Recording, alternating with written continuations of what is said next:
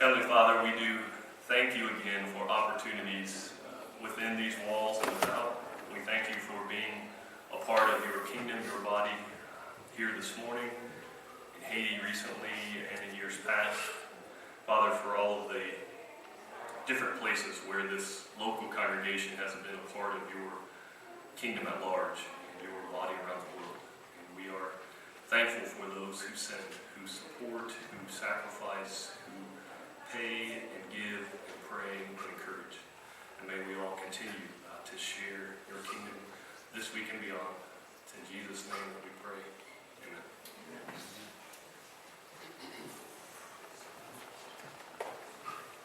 Okay, bonjour everybody. Bonjour. Which means good morning if you didn't know that. I'm going to talk to you guys about child sponsorship and the importance of it and the impact it had on my life. Let me first start off by saying I actually had a sponsored child before I even went to Haiti. I had a little girl through Holt International, but because I didn't physically see her, I fell behind on payments. And I really didn't think anything of it, and I just simply let her go. Well, when I got to Haiti and getting to see and play with all the little kids and saw what little things they had, it really broke my heart. So I decided I would go pick out a child that Lifeline had on a bulletin board to sponsor. I figured I could change the life of one of those kids. So that's what I did. I picked out a beautiful little girl. Her name is Jejula Michelle. She is 1 and loves playtime, the color pink, and playing with her dolls. And according to her mom, she's a wild child. This was Wednesday when I picked her out, and I got to meet her that Friday. When I got to meet her and her mom, it was kind of awkward at first, but right after that, I got to hold this little girl in my arms, and she instantly put her head on my shoulder, and that's when I knew I picked the right child.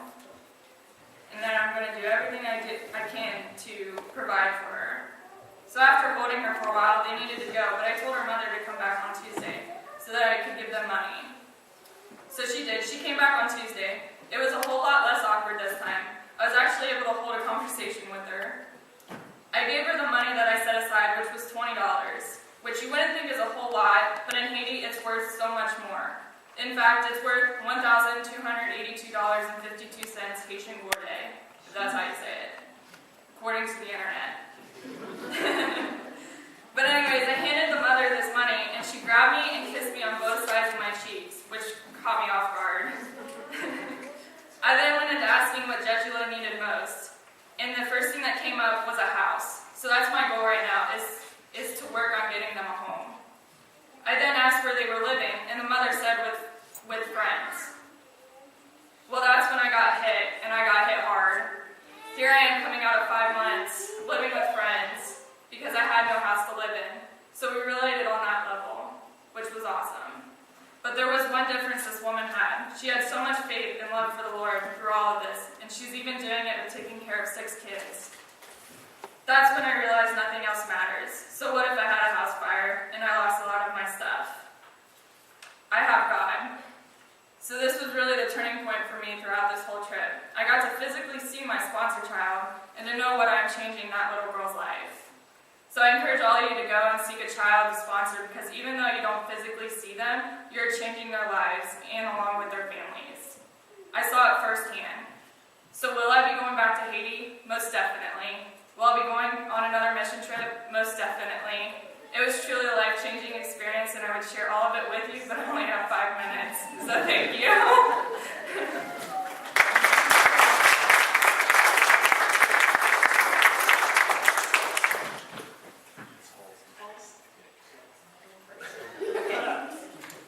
I have even less time than that. We went to see our sponsor child and build a house for him, and as I said last week, thank you all so much who provided. You saw some pictures of us building. That includes shaking the rocks out of the mortar and lifting heavy buckets of mortar. I got to do a little bit of putting the mortar in between the blocks, but that just scared me a little bit because I wanted to have a big, strong house. We work with Haitian Masons, and I thought it was a good sign. The big boss of our house building wore 2 shirts. One of them was long sleeve and said Ohio State on it, and one of the other Masons had a Watkins Memorial High School t-shirt on. So I figure someone from the area has donated clothing, and we saw it working on his house. We found out that when we went and met our sponsor child for the first time, we found out that he was an orphan from the earthquake. And so we know how important a sturdy house was to him. And he lives with his grandmother and his 3 older sisters. So there'll be 5 people in this 24 by 12 home made out of concrete, and I'm praying that the roof is on and they're actually in it now. But that was very hard work, a little bit of blood, a lot of sweat, and I just appreciate all your help and all their help. They were just amazing. Drink a lot of water and do a lot of work.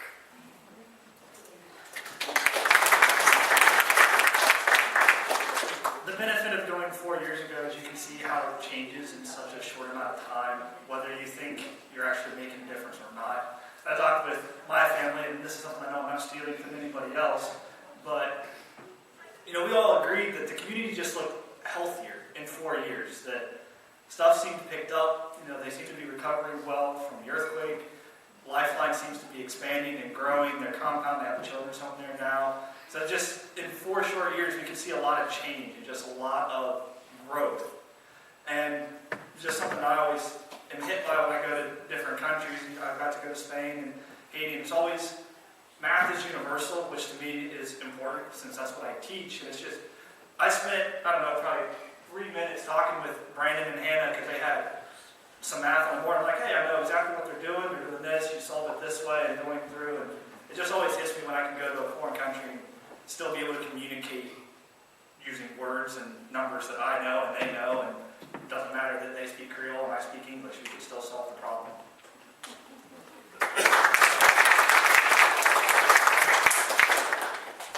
Math isn't that universal. I didn't know what I was saying. My girlfriend Hannah went with us, and her family's in Michigan right now on a little vacation trip, so she forfeited her time to me. But she did send me a little note that I'm going to read. I don't know if everybody knows, but it was a big debate for her whether or not she was going to even go with the Zika virus scares. And she has 1 year left of nursing, and she was really worried about, if she got sick, what that might do. But she just really trusted God, and she put in a lot of effort to get answers. It wasn't just, I'm going to pray and then just wait on it. She prayed and she worked and she listened to God, and I think it really changed her life. And she said, when I decided to go to Haiti, I went with the intentions that I was going to change their lives, but they really completely changed mine. She said that she was just so amazed, and it was almost enlightening to her how happy they are with what little they have. She said that she's used to having little sisters in a big house, and they just throw fits whenever they don't get something that they want. So it's just eye-opening to go there and see the difference. The Haitian passion for Christ is just profound, and she said it gave her a rush. Like, she just wanted to hop in and dance and sing alongside of them in church. There was this lady, I don't know how old she was, but have you ever heard of bingo wings? When you kind of flap a little bit. She was just in the middle of the aisle dancing around, flapping them. It was the greatest thing I've ever seen. But she said it's just so powerful to witness Haiti, and this was her first mission trip, and it was a powerful witness, and it showed her really how blessed she is, even though we don't notice it. She said, it opens your eyes to what you have here. And she said that it's her goal coming back to the U.S. to try to bring and to share that passion that they have and that grace that they have for each other and for Christ and just try to spread that positive Christ-filled attitude with others. And then for me personally, because I got to go 4 years ago, I just didn't even know, I don't know why they call it Haiti, because I would love to eat it there. But that one was for Gary. I knew going there that it was going to change me, and I was more excited. I knew that, holding babies isn't really my thing, but I can go like pick blocks up and I can do that. But I really went there to just get kind of recharged, because we just get so overwhelmed here by all the distractions that we have. And I knew that going would just fill me up, and it really challenged me to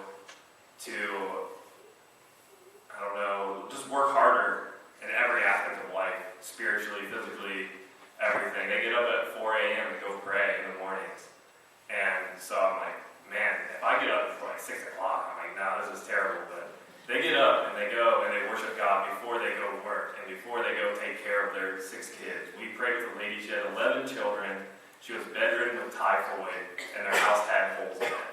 And it really struck me. I was like, wow, we need to pray for these people. And I kept praying, and I started waking up earlier so that I could pray and read more. And I felt like God really spoke to me and said, you pray for these people, but we have the resources here to do it. So I reached out to Christy, and I said, I don't know what the lady's name was, but I went with Bruno, the translator, and we prayed for this lady, and we prayed that they could have a better house, because they said they had holes in it. And I started, you can sponsor people that have bad houses, and they can build them a new one. So we're trying to process now to find out that lady's name so that I could raise money and build her a house. And it really struck me that we need to pray, but we also need to do what we can to take action here and help those people.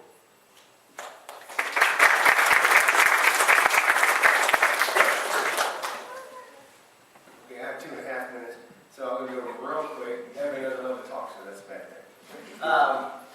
It is life-changing, and I want to talk a little bit about we got to go as a group. There's 14 of us in our group to visit Christian homes, Haitian Christian homes, and pray for them.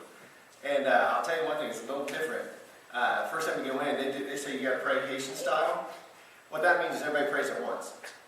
So we all lay our hands on them, and then everybody prays. So the first time I did that, I was a little distracted, because I could hear everybody else, and it was hard to focus. But that went away by the time I got to the second house, because again, I didn't hear anybody but my prayer. And it's so amazing that God can hear all those individual prayers at the same time. And so I want to talk about how it's just wonderful, because what they do is when you go into their home, the first thing they ask you to pray about is for their spiritual life, to stay strong in God. And you're looking around, and houses are small, 14 of us were crammed in like this, and they're praying for that. They want us to pray for that. One that hit me really hard was a gentleman. We went into his house, and he was laying on a mat, and his arm was all messed up. And he had an accident on July 5th at work, so he'd been out of work since then, so there's no money coming in. But the first thing he asked for was strength in God, to stay spiritually strong, and then also for healing of his arm. And I honestly didn't make it through that entire, but we started praying, and our hands on him, and started praying, and I just ended up blubbering like a little kid.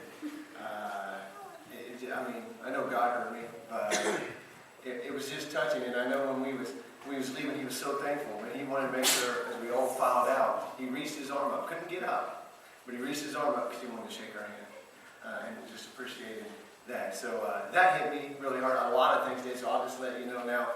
I have a lot of stories, and Cherish does too, so if you want to hear them, we can all get together and eat or whatever. So I'll turn it over to Cherish now.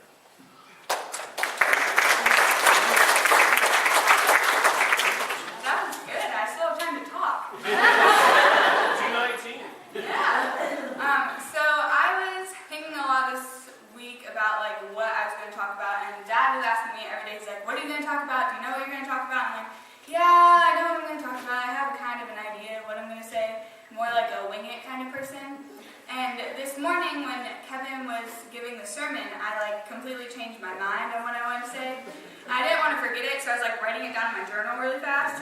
And I was thinking about opportunities that we have, and how I always want to see the difference that it's making. Like, you do so much stuff, but you actually want to see the difference that it's making in people's lives. And we went to the English school, and you would talk to the kids there, and they just know basic English, so you like ask them what their name is, how many siblings they have, and that kind of stuff. And so Tori and I got pulled aside by this group of teenage girls, and we just asked those basic questions, like what's your name, how many siblings you have, and stuff. And then all of a sudden this girl who had told me that we were friends, we were best friends now, and asked me if I was coming back. She was talking to us, and this other girl asked us to pray for them. And we were like, oh, okay. So we prayed for them, and then they asked us how to pray. And as a 15-year-old, I was like, I don't know how to answer that, go talk to a preacher. So that was definitely a point for me where I realized that it doesn't matter how old you are to go and make a difference in people's lives. And so after we talked to those girls, we were walking away, and the one girl who told me I was her best friend now, she pulled me aside and she told me that she never prays, that she hadn't prayed before. And that was just interesting to me to see, like, that's not something you hear from teenage girls who are your best friend here every day. And just to see, like, how we could have made a difference in that girl's life by just praying with them, and it was, like, as easy as that. So I think that was just something that I took from there, that it's not some big feat, and you don't have to go all the way to Haiti to pray with some teenage girl who's never prayed before. So that's what I wanted to share.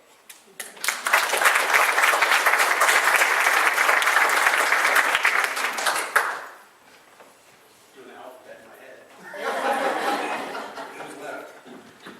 I'm going to start a little bit differently. I'm going to read from a couple different scriptures. This is Acts 2, starting with verse 41.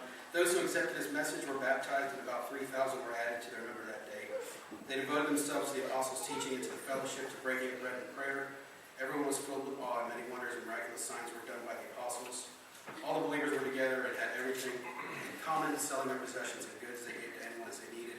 Every day they continued to meet together in the temple courts. They broke bread in their homes and ate together with glad and sincere hearts, praising God and enjoying the favor of all people. And the Lord added to their number daily those who were being saved. I think probably the team hearing that, you can correct me if I'm wrong, that probably reminds them of what we saw for 10 days. I've got a couple more real quick. Ephesians 4, 1-3. As a prisoner for the Lord, then I urge you to live a life worthy of the calling you have received. Be completely humble and gentle. Be patient, bearing with one another in love. Make every effort to keep the unity of the Spirit through the bond of peace. There is one body, one Spirit, just as you were called to one hope when you were called.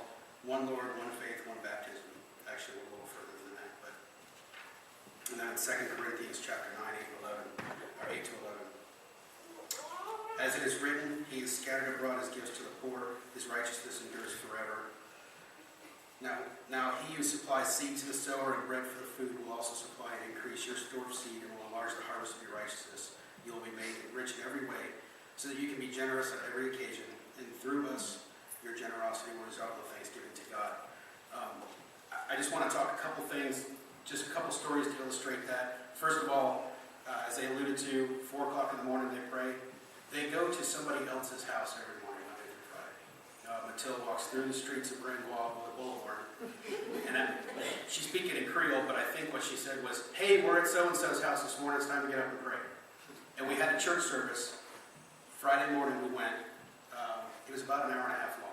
So we had like our Sunday church service, but they do it every weekday morning at somebody different's house.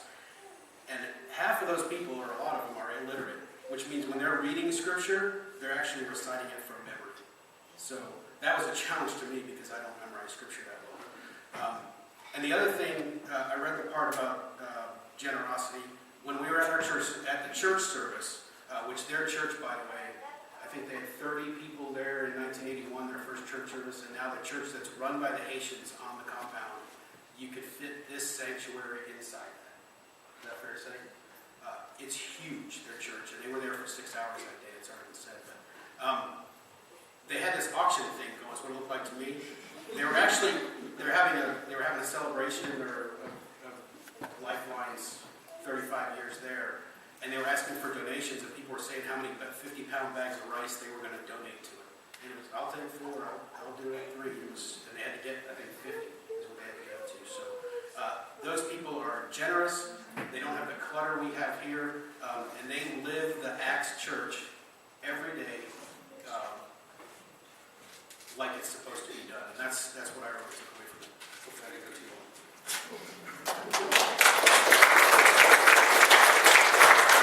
All right, so I'm going to cry, so I'll just be really brief.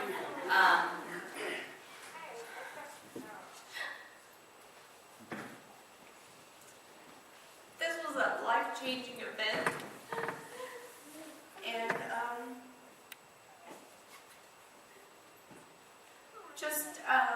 the one thing I wanted to say was we had the opportunity to pray for the staff of Lifeline, and these are Americans that run Lifeline. These are the Haitian people that live there. They are part of that community, and they take an active role in running that mission every day. And the joy on their face when we all got to surround them and pray for them. And we went from office to office and prayed for those people. And that was the best thing that I have ever experienced in my life. And I know a lot of people think that you can't go on a mission trip because maybe you can't do the physical things. But there are so many more things that you can do just by praying for somebody else. And I really hate speaking in front of people. So I just think that it was just a lesson to learn to be able to get up and to pray out loud, Haitian style, just to let everybody know that you're praying for them, whether they're here in our church, whether they're in the community, whether they're at Lifeline here in the States, or whether they're in Haiti. There are so many people out there that need our prayers every day, and I just was very blessed by that opportunity, and just to see the joy on their face and the thankfulness for us to stand there and pray for them. It was amazing. Thank you.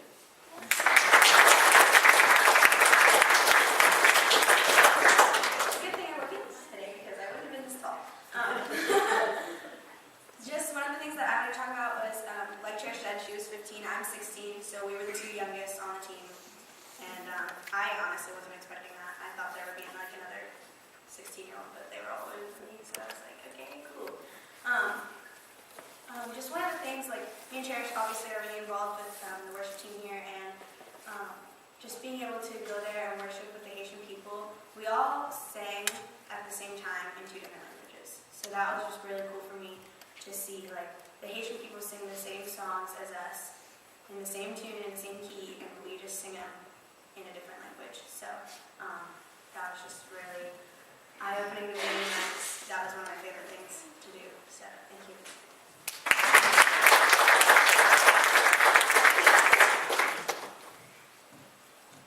I'm going to kind of talk about their schooling situation over there, because speaking as a person who's done all of the normal schooling and then 5 years of college and still going on more, I hate school, or at least I hated it.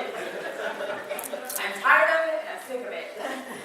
And going over there, I got to talk with, of course, the Lifeline workers and some of the kids and even teens and people who are older than me. And I didn't know this going over there, but their schooling situation is nothing like ours here. It's, if you have 5 siblings, you go 1 year for kindergarten, and then you have to sit out 4 more so your siblings can each take a turn. And then after that, when it's your turn again, you go back to 1st grade. So for me, that was really hard because I'm just used to every year we go and then, yay, summer! Not once you're in college, you don't get summer. But it was just really eye-opening because here I am griping about going to school and having to pay for it and all this stuff, but these kids, like, they don't even get to graduate when they're 18. Like, they sometimes have to go until they're like 30. And just a lot, like, even a lot of them don't even graduate high school. I think Lifeline said they only go up to 8th grade, right? So far. Working towards 8th grade. I don't know about any of you guys, but when I was in 8th grade, I wasn't ready to be an adult. I didn't know what to work or anything. And it was kind of funny, and I'm kind of glad I chose to share this because after the 5 years of college, when I came home from Haiti, I found out I finally am heading towards the right way, and I got into nursing school. So it was a God thing because I griped about school so much, and here that really impacted me, and here I'm going more. So I was really touched by that, and I also kind of wanted to talk some about the clinic, because going into nursing school, that's kind of why I decided to change my major and go towards nursing more, is because it's something I can take on mission trips. I can help you take my knowledge here to the state, like different countries.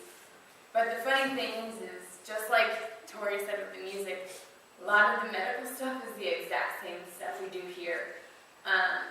We went and we prayed with them, and we actually got to meet the doctor who runs the clinic. And he asked us to pray for this little baby because their hemoglobin was 2. If anyone doesn't know, that's really bad. And while we were praying for him, I kind of noticed he drew blood just like we would, but he drew it in a pink colored top, which is what you need to find out what type of blood they are. And he was getting ready to start an IV, and it was just kind of neat to see that they do the same things we would do in the same order. So yeah, it just kind of justified everything, and it kind of made me feel good because after being in school for so long, I didn't know if I was doing what God wanted me to do or going the right way. And Haiti was God's way of telling me that He's got me and I'm heading the right direction.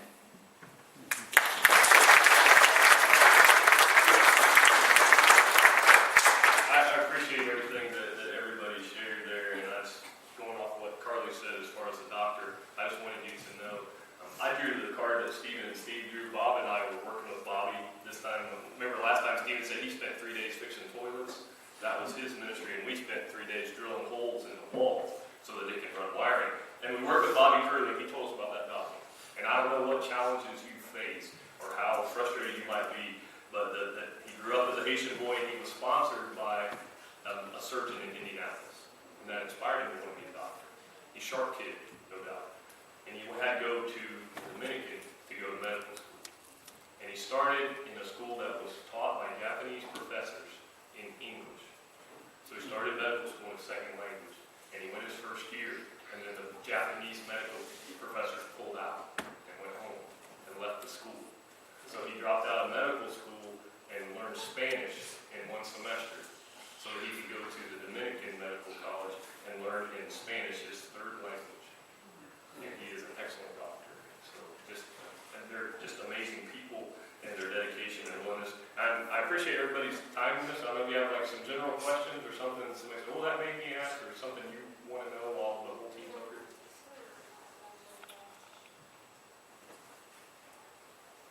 If not, that's okay. Dan? I'm interested in knowing from Carly, do they pay tuition to go to school every 5 or 6 years, or is that provided by the government, or? That's part of why they have to take years off, is the family can't afford to send all the kids at once. So they can maybe afford to send 1 or 2, and then the kids will go and probably work to try and help get money so that next year they can send 1 or 2 more. And so that's part of the problem. There is a tuition that they have to pay that they can't afford. Okay, thank you. But the Lifeline organization, I talked to them a little bit, and they do help a little with it, but it's also the fact of numbers. They can only fit so many kids in each year. The kids that go to Lifeline. Yeah. So, What And did you that's say? part of what the child sponsorship pays for, is their school tuition. the children, most of them are sponsored children in the program. So they do get much cheaper, but a lot of their struggle still is what I found out from a few of the Lifeline workers is a lot of them, there's so few schools around that they can't really, like, they have to get up super early just to walk to school or to get there. Sometimes they have to pay for these things called a tap, which is kind of like a taxi here, just to get to the school. So families can't always afford that. And I think it's more of a financial issues, but the Lifeline, they do provide a lunch for them, which is also nice because that's part of their sponsored And they said the meal they provide at the school, they like sponsors to send a bowl with a lid on it because the kids will eat like half of their lunch and then cover it and take the rest home to feed their family with it. So, but the Lifeline kids pay, I think they pay $1 to go, but they just can't, Lifeline just can't put all of Grand Walk in the school. So perks of sponsoring a child. send them to school. Kathy? I wanted to know how the distribution of the layettes, how that went. It was amazing. I think that might have been one of my favorite parts because you got to go out into town and you talk to the mom or whoever has the kid at the time. Normally it's like the aunt or a friend or something, or maybe even a sister, I don't know. But you would ask like these different questions about the kid and about the family, and then you would ask to hold the kid.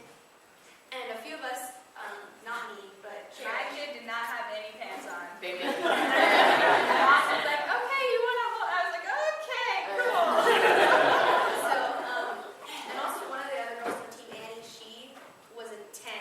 She just picked up this completely naked baby, like, no problem.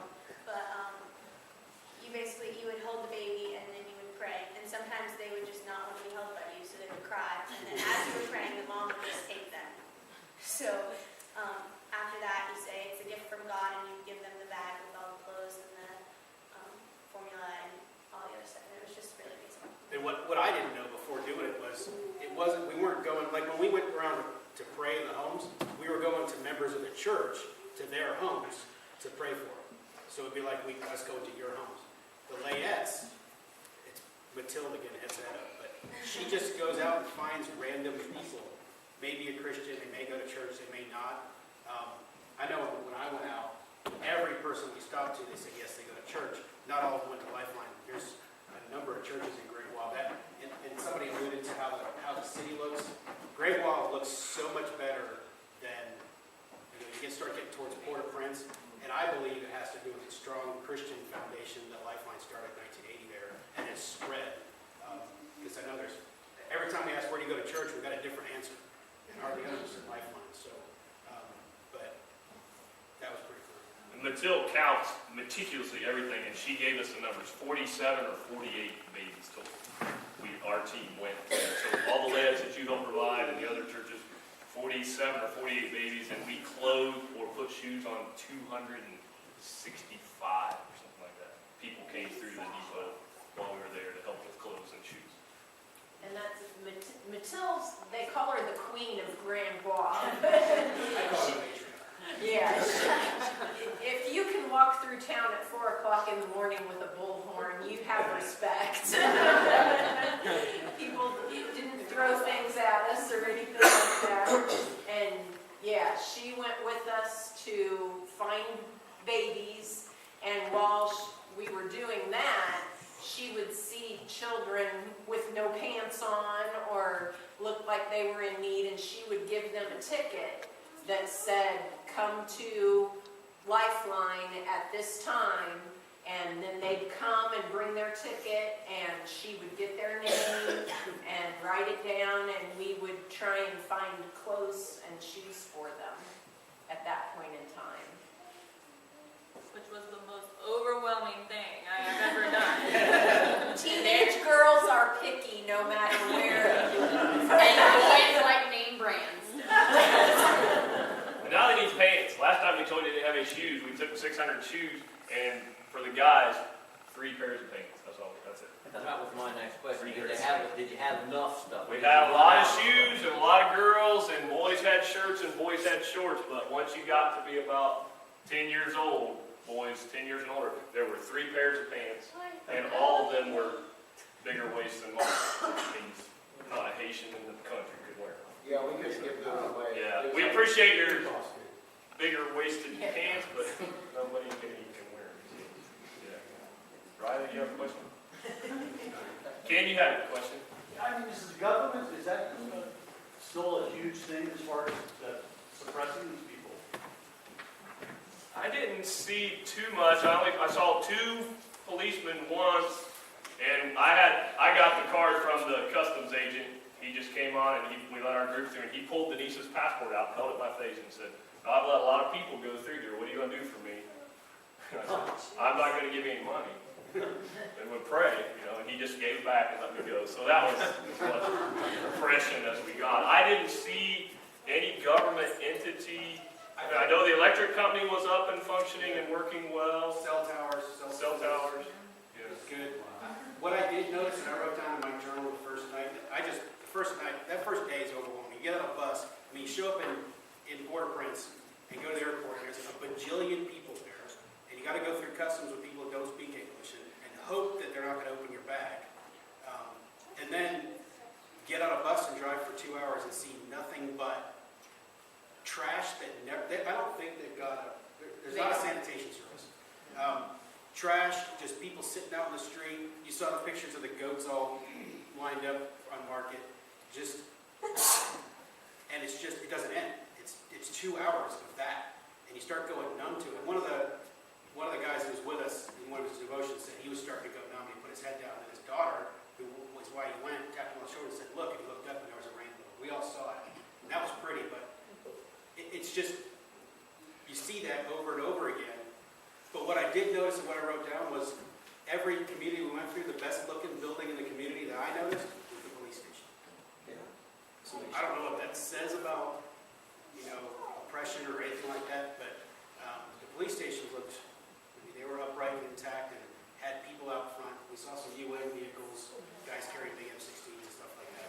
Well, that's what you hear about all the money and so on, the help, that there's so much of it's being held from them. Well, every foreign passport that goes into the airport pays $10. Tourism fee. So I don't know where that money goes. I know it looks like they're redoing the airport a little bit, the taxiways and such. We know it's a fact that Lifeline has been there long enough that they do get to avoid some of that. Their containers are held less. They are asked for less money. So it is, again, making an impact and making a difference. 30 years, again, that's kind of personal, it's because it's Lifeline, it goes straight to Grand Guave. That doesn't say anything for the whole country, but they did say that they have a lot quicker turnaround in customs than they used to. And I didn't see many police around Grand Guave. I just, it wasn't like there was it's not like a regime presence or anything like that. And like I said, Grand Guave looks a whole lot better than the rest of the country, I think. But while you were saying that, one thing I did know, as far as Lifeline goes, it's one of the ministries we support actively every month from our church. Just to give you an idea, Bobby Curley told me, because I asked him if changing all the light bulbs out to LED would be a thing. And he said, absolutely. He goes, our power bill is $6,000 a month for their compound. Now they've got a generator too that runs, so they don't, I think we're out power, not much. But, and there's somebody that goes every night at 10 o'clock at night and fills up the generator, a Haitian guy. But $6,000 a month just for electricity on the compound. So your generous donations here are going to help offset a little bit of that. But, just to give you an idea of how much they actually do. I have just one thing to add, that the hoses that run water so that we can we painted a lot of desks and we had to sand them down because they were all rusty, and then we wash them off with the hose.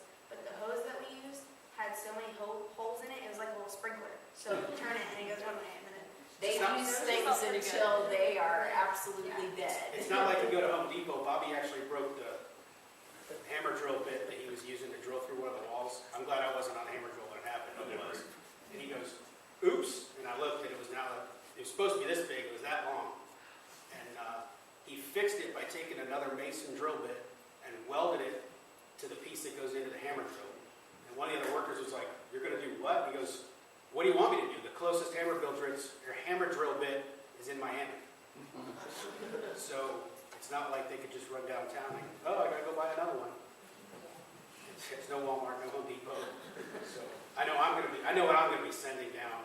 Homer buckets full of just stuff like drill bits and fasteners and hoses and things like that. Because they can use buckets too. John?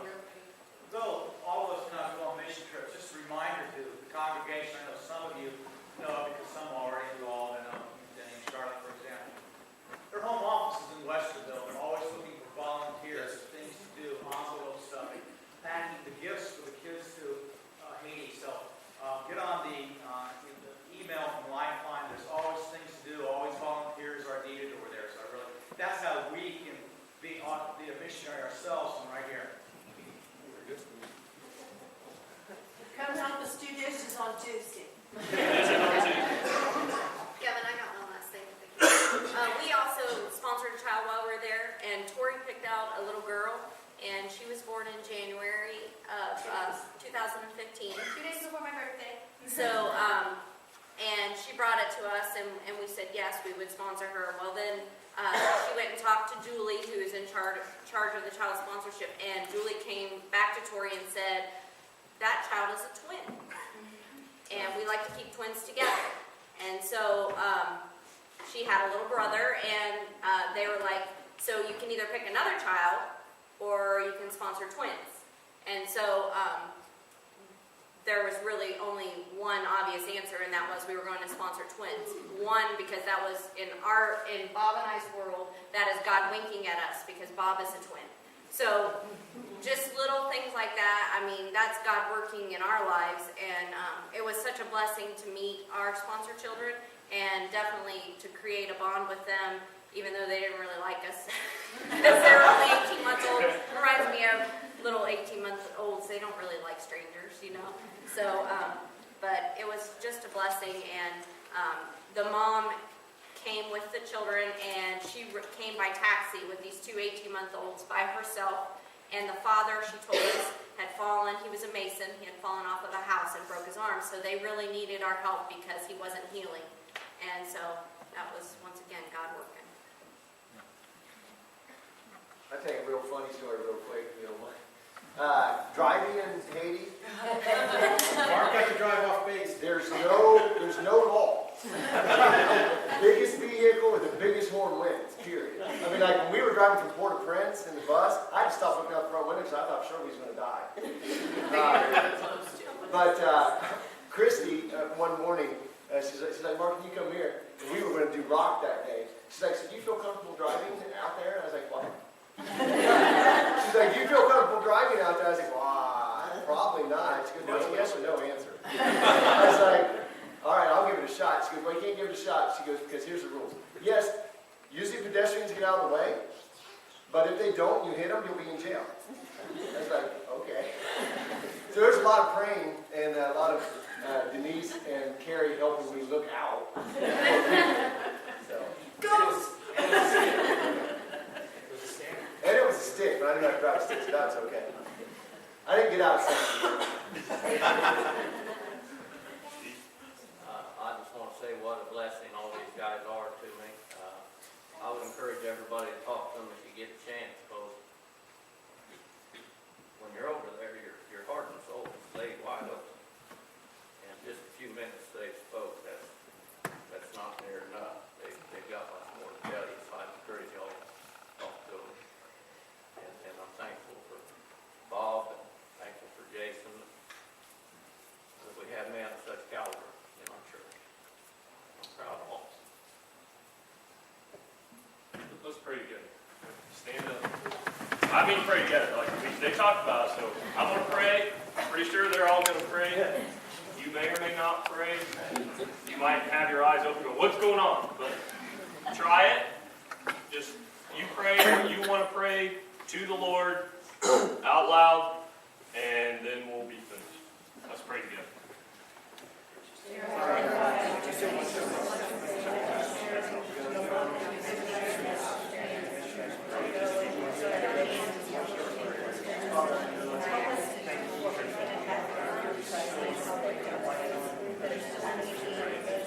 The